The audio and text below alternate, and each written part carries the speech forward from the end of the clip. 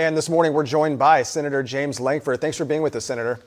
You bet, Colby. Good to see you. You as well. Senator, you just came back from a big trip in the Middle East where you met with the King of Jordan and the Israeli Prime Minister. Can you tell us about that trip? What was the outcome of that?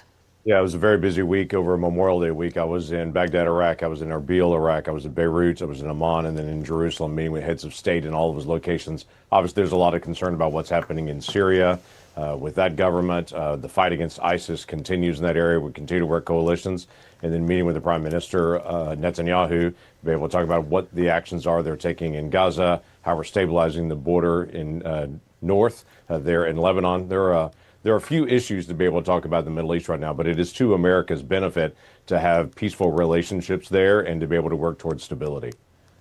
Senator, I also wanted to ask you about the big, beautiful bill and the comments made by Elon Musk. I know the administration sees this as a must-pass bill with very narrow margins. I'm wondering about your thoughts. Are you concerned at all that this could affect the way that any senators vote on this issue? I'm not, actually. He is an American. He has an opinion like every other American in this. Our main focus is to not allow the largest tax increase in American history to happen in January. Right now, our taxes expire and they jump up dramatically January the 1st. Not based on good economic policy, but just the calendar. So we got to be able to prevent that giant tax increase that's coming in January.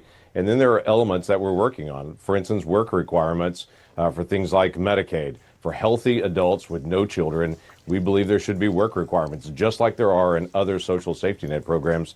There's not in Medicaid. We think that should be there to encourage more work. And that helps move people off of Medicaid onto employer-provided health care. We also have multiple states that are providing Medicare through federal tax dollars to people that are not legally present here. We think that's a problem as well. So there's lots of different issues we're working through right now, but we've got to be able to stabilize our tax policy, but also make sure that we're not wasting American taxpayer dollars. Are you confident it passes?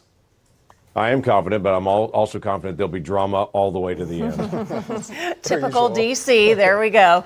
Senator, I want to talk a moment to ask you about the tariffs. I know a lot of Oklahoma families and even some small business owners concerned about what the tariffs could mean at the checkout line and even for their businesses here in Oklahoma. How do you think it will impact us? Yeah, there's still a lot of uncertainty in that. But I was actually with the president yesterday at the White House, and we were talking through several things on the tax policy bill. But this whole issue of tariffs is one of those things that's got to be resolved by the White House on it. There's a court fight with several of the tariffs right now that's creating more uncertainty in the process. I do think in the next month or so, this is going to balance out where people will at least know how to plan. The number one thing I hear from business owners that call me is, tell me what the plan is. It seems to be changing every week. They just want to have some stability. I think the White House and the courts are working that out, and they'll be able to get that resolved. Senator, we have to talk all things Thunder because that is the big story as the NBA Finals start today here in OKC. I understand you have a little wager with one of your counterparts from Indiana.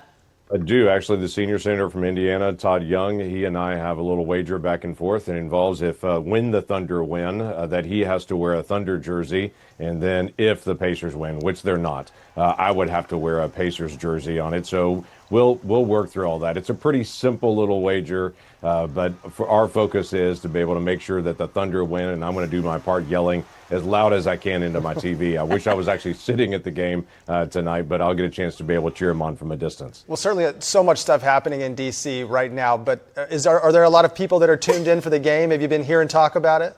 Oh, yeah. What's interesting is when you walk through in Washington, D.C., you know there's people from all over the country. I'm literally walking by some of our law enforcement officers yesterday, and all I hear is "Go Pacers" as I'm going by. I'm like, okay, now we got to no. And, so, yeah, it's just kind of a buzz in the hallway. I have lots of folks that are catching me saying, hey, I'm cheering for your Oklahoma City Thunder. I love watching the team. The entire country is focused in on what's happening on the NBA and specifically what's happening in Oklahoma City tonight. We can't wait to see Senator Young wearing that Thunder jersey in the halls of Congress. We want pictures for sure. Is there a certain player you have picked out for him? Picture.